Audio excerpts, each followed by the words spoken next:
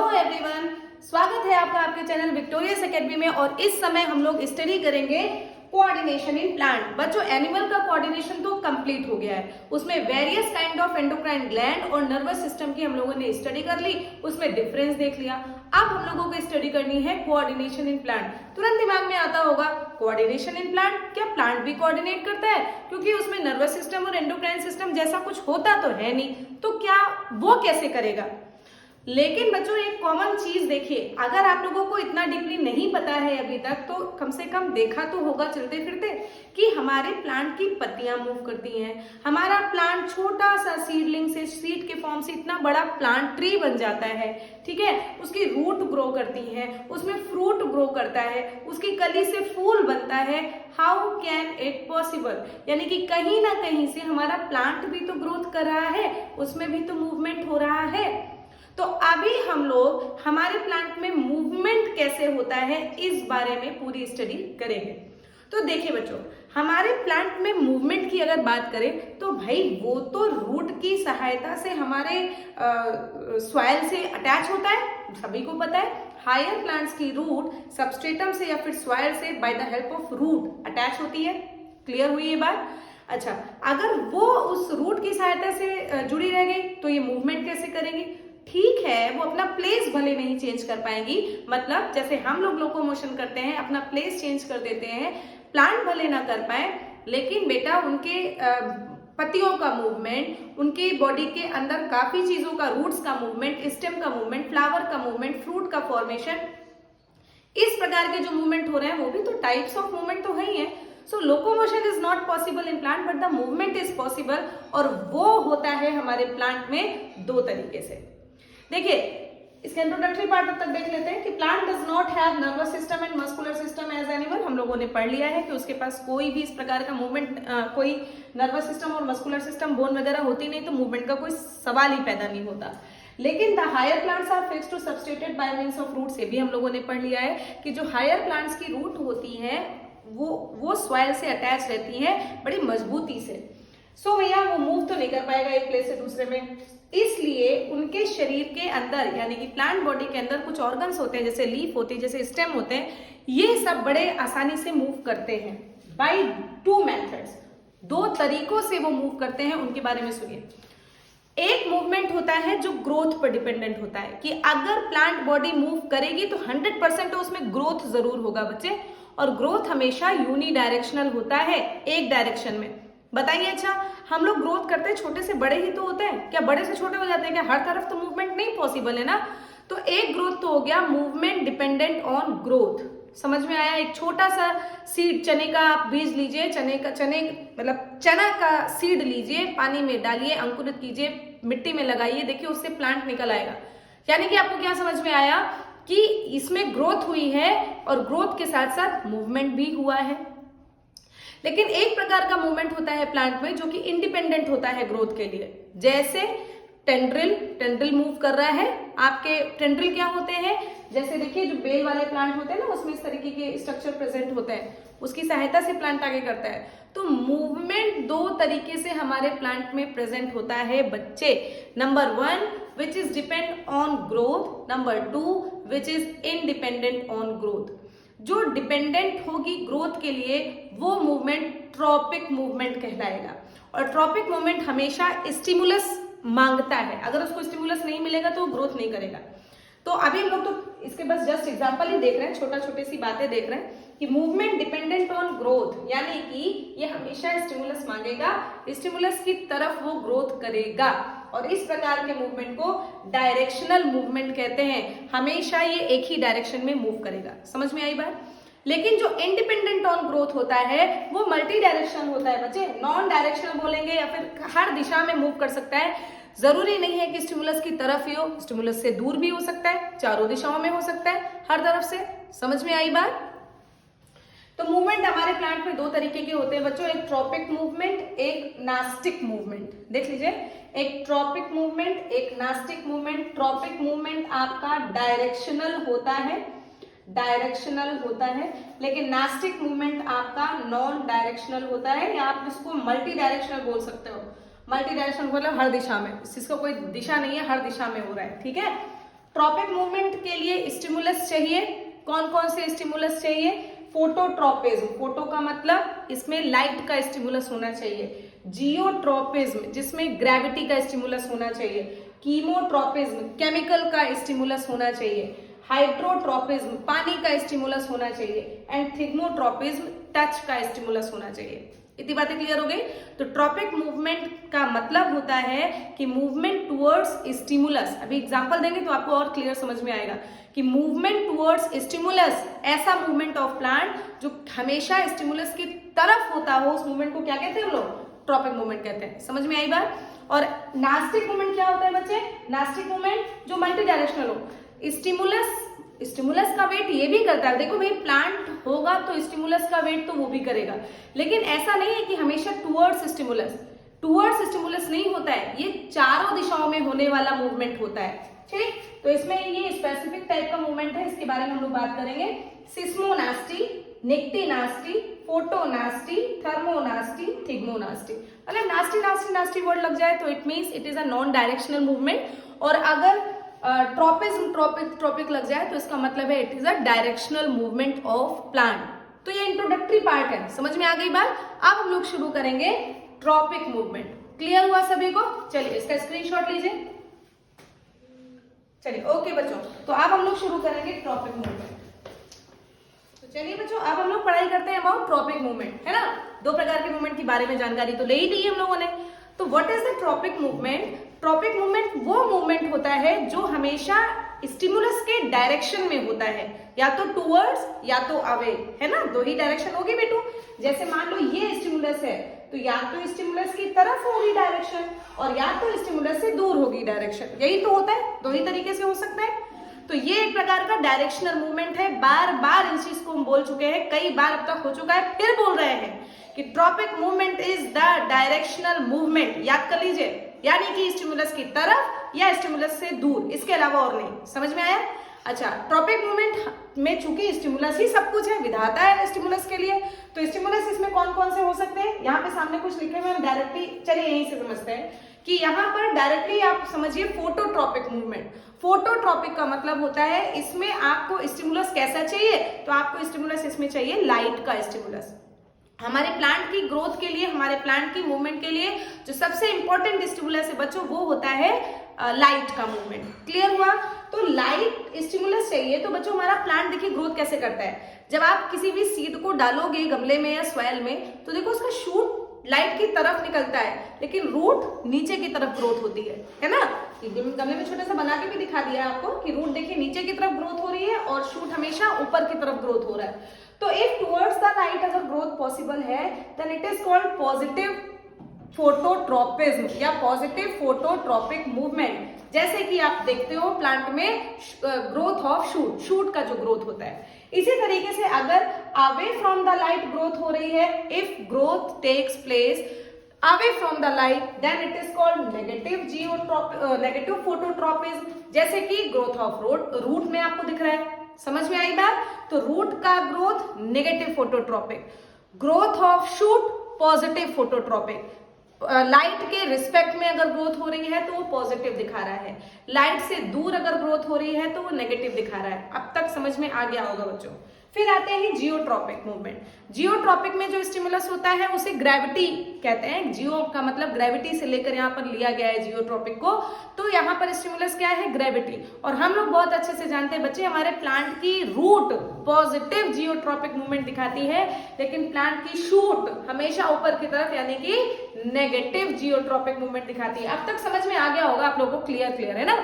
फिर देखिए hydrotropic movement. इसमें स्टिमुलस क्या होगा? इसमें स्टिमुलस होगा वाटर, यानी कि वाटर की तरफ या फिर वाटर से दूर, दोनों तरह का मूवमेंट इसमें भी होगा। जैसे रूट देखिए, इसके लिए वो भी होता है, क्या कहते हैं, आपका प्रैक्टिकल करवाया जाता है कि आपने इस तरीके से उसको गमले को लेटा दिया है ना, और आपने एक सीड इसमें गाड़ दिया। ठीक, तो देखा गया तो सीड जब जर्मिनेट करता है तो इस तरीके से इसमें, चूंकि आपको पता है गमले में नीचे की तरफ उसमें एक होल कर दिया जाता है ना, ताकि इसमें वाटर वगैरह पास रहती रहे, थोड़ा बहुत एयर का एक्सचेंज होता रहे। तो यहाँ से रूट जब देखा तो निकल के देखा गया तो बेटो नीचे की तरफ ही ग्रोथ करी, लेकिन जो शूट हुआ नीचे की तरफ क्यों ग्रोथ की? क्योंकि पानी हमेशा सॉइल से नीचे पाया जाता है, बोलो यार। तो यहाँ पर रूट आकर नीचे की तरफ सॉइल पानी की खोज में नीचे की तरफ मूवमेंट दिखा दिया। तो root show positive hydrotropic movement, ठीक है। और जो शूट होती है, शूट हमेशा ऊपर की तरफ, यानी कि हाइड्रोट्रॉपिक के रिस्पेक्ट में वो नेगेटिव हाइड्रोट्रॉपिक मूवमेंट दिखाती है। यार देखिए ये सब चीजें आपको याद करनी पड़ेगी, साफ सीधी बात समझना पड़ेगा दिमाग से। जियोट्रॉपिक मूवमेंट ग्रेविटी के लिए है, ग्रेविटी की तरफ कौन होगा अट्रैक्ट, खुद सोचो, रूट ही तो जाती है यार। तो रूट ग्रेविटी के लिए पॉजिटिव, वाटर के लिए पॉजिटिव, लेकिन लाइट के लिए बोले आप लोग नेगेटिव, लाइट तो ऊपर से आती है ना यार। इसी तरीके से शूट लाइट के लिए पॉजिटिव, लेकिन ग्रेविटी के लिए नेगेटिव, पानी के लिए नेगेटिव, वो अपना मूवमेंट शो करती है। तो इस तरीके से फोटोट्रॉपिक, जियोट्रॉपिक और हाइड्रोट्रॉपिक मूवमेंट हो गया। 2 मूवमेंट और बचे, फटाफट उनको भी देख लेंगे हम लोग, है ना। तब फिर आएंगे नास्टिक मूवमेंट पे। 2 मिनट फटाफट इसका स्क्रीनशॉट लीजिए बच्चों, ठीक। चलिए क्लियर कीजिए, चलिए फटाफट हम लोग क्लियर करते हैं इसको। ट्रॉपिक मूवमेंट आपके 3 हो गए, अब 2 और जल्दी से देख ले, फिर नास्टिक मूवमेंट पे आएंगे। चल चौथे नंबर का क्या बताया गया आपको, चौथे नंबर का आपको बताया गया कौन कौन से हो गए, हाइड्रोट्रॉपिक हो गया, कीमोट्रॉपिक बचा है ना। तो चौथे नंबर का पढ़ते हैं आप। चलिए देखिए, कीमोट्रॉपिक मूवमेंट, यही तो बचा ही था। चलिए देखिए, व्हाट इज कीमोट्रॉपिक मूवमेंट। देखिए बच्चों, इसका मतलब होता है कि प्लांट का मूवमेंट टुवर्ड्स केमिकल। तो यहाँ पर क्या होगा कि स्टिमुलस क्या है बच्चों, केमिकल, स्टिमुलस इज केमिकल। अब प्लांट में कैसा केमिकल है, क्यों, प्लांट में बहुत सारे केमिकल नहीं पाए जाते, कितने सारे हार्मोन होते हैं, एंजाइम होते हैं, प्रोटीन होता है, सब तो केमिकल ही है, सब कुछ केमिकल है। स्टिमुलस इज केमिकल, यानी कि प्लांट की ग्रोथ के लिए अगर स्टिमुलस केमिकल यूज हो रहा है किसी भी प्रकार की ग्रोथ के लिए, तो वो कैसा मूवमेंट कहलाता है, कीमोट्रॉपिक। एक छोटा सा एग्जांपल देखिए बच्चों, छोटा सा एग्जांपल, ये आपका फीमेल स्ट्रक्चर होता है, ठीक है, ये आपका फीमेल स्ट्रक्चर होता है। ये पार्ट कहलाता है स्टिग्मा, ये पार्ट कहलाता है स्टाइल, ये पार्ट कहलाता है ओवरी, ओवरी के अंदर होता है एग। क्लियर हुआ है ना। यहां पर आकर गिरता कौन है, तो यहां पर गिरता है आपका एंथर, ठीक। ये एंथर को एग के पास पहुंचना है। आप लोग जब क्लास 12 में पहुंचोगे तो आपको इतनी बढ़िया बात पता चलेगी जिसको हम लोग कहते हैं पॉलन पिस्टिल इंटरैक्शन। थोड़ा टर्म टफ लगेगा लेकिन सुनिए, पॉलन और ये पिस्टिल यानी कि मेल और फीमेल के बीच में इंटरैक्शन कॉज होता है, एक डायलॉग बाजी होती है, भैया तुम आ गए, अच्छा तुम मेरी ही जाति के हो, अच्छा ठीक है, फिर हम तुमको एक्सेप्ट करेंगे, ऐसा कुछ वाद विवाद चलता है। बोलते नहीं है ये लोग, लेकिन फिर भी एनसीईआरटी साफ कहती है that the dialogues take place between pollen and pistil. कितनी अच्छी बात समझ में आई आपको। तो ये कुछ केमिकल निकालता है बच्चे, कुछ केमिकल निकालता है, जिसके कारण अगर ये इसी की स्पीशीज का एंथर हुआ तो यहां से निकलेगा पॉलन ट्यूब, ठीक है, पॉलन ट्यूब, और पॉलन ट्यूब निकल के आकर उसके एग से जुड़ जाएगा। अब इसके अंदर फिर इसका धीरे से मेल गैमेट खिसक के आता है और फिर नीचे से आकर इसके साथ एग के साथ फर्टिलाइज हो जाता है। फर्टिलाइजेशन वगैरह की प्रोसेस आपको रिप्रोडक्शन में कंप्लीट कराई जाएगी, लेकिन अभी के लिए तो ये समझिए। तो कीमोट्रॉपिक मूवमेंट आपको समझ में आया होगा कि केमिकल की सहायता से पॉलन ट्यूब का मूवमेंट हुआ कि नहीं हुआ।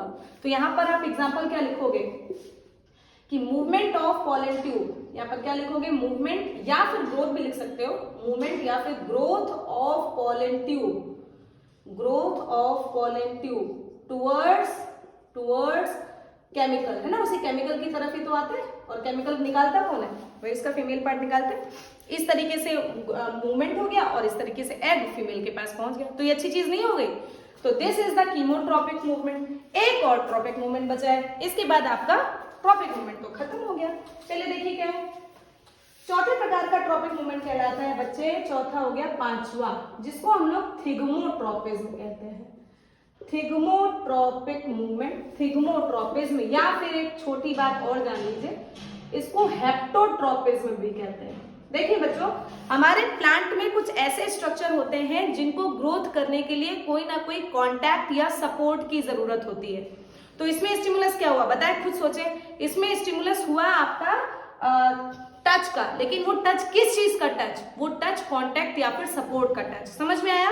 तो देखिए यहां पर क्या होगा कि growth of plant parts, plant के कोई पार्ट्स हैं, growth of plant parts which grow on contact, या फिर इसी को हम लोग कह सकते हैं और support. Growth of plant parts which grow on contact और सपोर्ट इज कॉल्ड क्या भाई, बोले जल्दी से बोले, हेप्टोट्रोपिस या फिर थिग्मोट्रोपिस. तो इसमें स्टिमुलस क्या हुआ, बताएं. इसमें स्टिमुलस हुआ आपका टच. थिग्मो का मतलब ही टच होता है ना. तो इसमें स्टिमुलस हुआ आपका टच का मतलब कॉन्टैक्ट. जैसे मान लीजिए ये आपका कोई सपोर्ट है और इसके ऊपर कोई चीज ऐसे ऐसे ग्रो कर रही है. तो अब तक तो दिमाग में एग्जांपल भी आ गया होगा. एग्जांपल देखिए फटाक से बच्चे, मनी प्लांट वगैरह आप लोगों ने देखा होगा ना, एक सपोर्ट लेकर चढ़ाई करता है. या फिर मटर हो गया, करेला हो गया, लौकी हो गई, तो उसमें देखिए इस तरीके के स्ट्रक्चर निकलते हैं ना, इस तरीके के.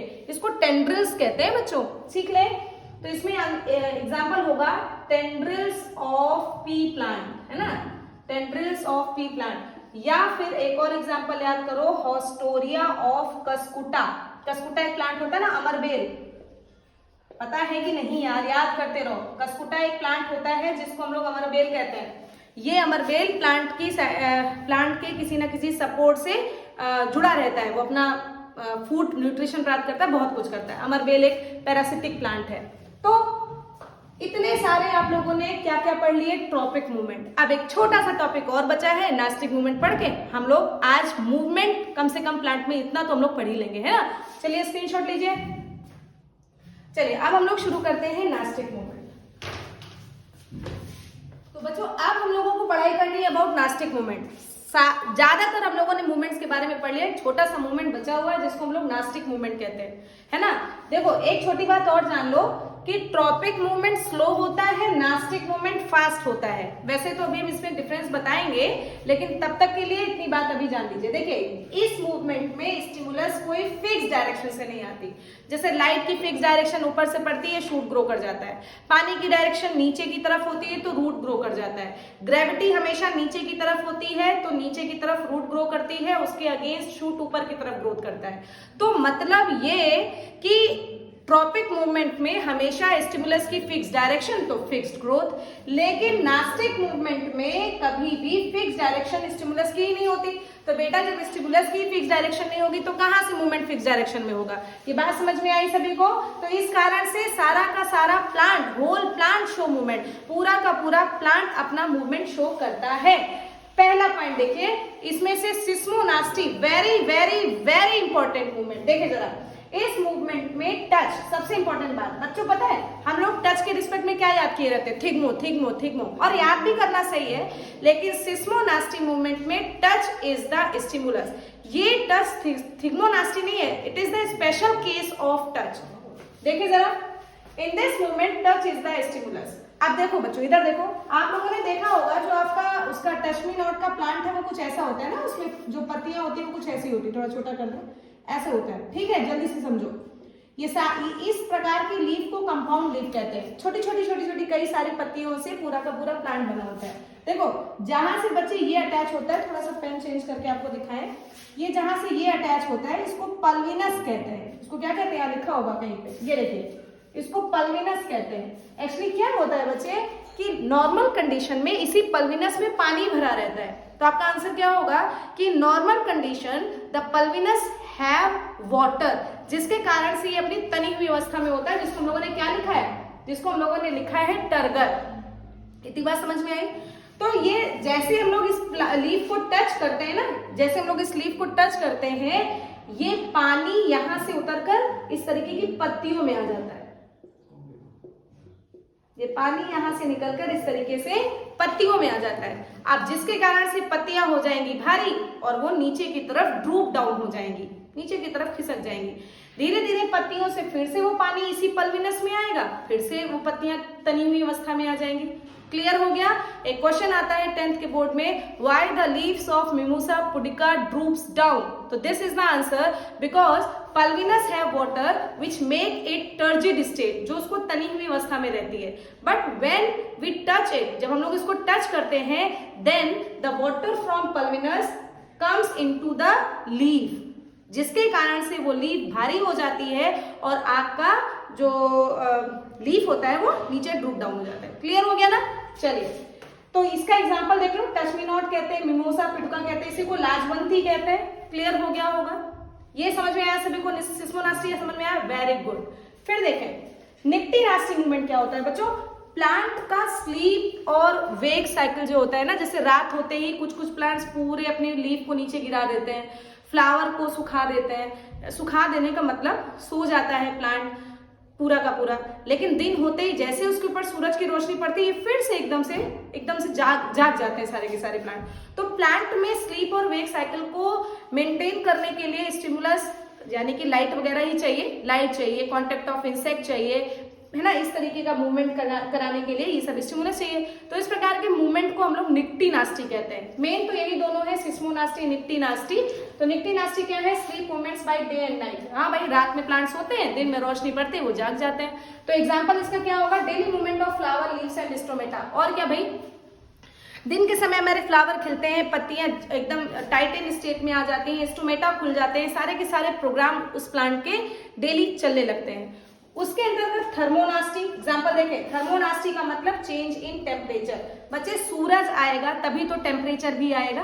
तो जब सूरज उगेगा टेम्परेचर आएगा, तो opening and closing of flower in oxalis. Oxalis दूब घास को कहते हैं, जो घास में छोटे छोटे से व्हाइट कलर के फ्लावर होते हैं ना, वो सुबह उठते ही खिलते हैं, रात में फिर सो के नीचे लटक जाते हैं। तो इस तरीके से फ्लावरिंग जो सुबह उठने से जागता है और रात होने से सो जाता है, इस प्रकार का मूवमेंट थर्मोनास्टी मूवमेंट कहलाता है। इसके लिए स्टिमुलस क्या होगा? Temperature change. फोटोनास्टी क्या होता है? फोटोनास्टी का मतलब उसमें लाइट का स्टिमुलस हो। इसके लिए opening and closing of flower बोल सकते हो, opening and closing of stomata बोल सकते हो। कुछ कुछ फूल होते हैं ना, जिसको हिंदी में आप लोगों ने याद करो 9 बजिया बोलते हैं। 9 बजिया 9 बजे खिलता है, ऐसे लोगों का मानना है, लेकिन ये बात नहीं है बच्चे। जैसे उसके ऊपर लाइट पड़ती है वो खिल जाता है। छोटे छोटे से देखे होंगे आपने, अब तो वेराइटी ऑफ कलर्स आते हैं, pink colour, white colour, orange colour. तो जो छोटे छोटे कलर के फूल सुबह होते ही खिलते हैं, रात होते ही थोड़ा सा सूख जाते हैं, मुरझा जाते हैं, इस प्रकार का मूवमेंट भी फोटोनास्टी मूवमेंट कहलाता है। It is the example of nyctinasty movement. इसके अलावा आता है थिग्मोनास्टी। अब ये टच के रिस्पेक्ट में है। किसके टच के रिस्पेक्ट में?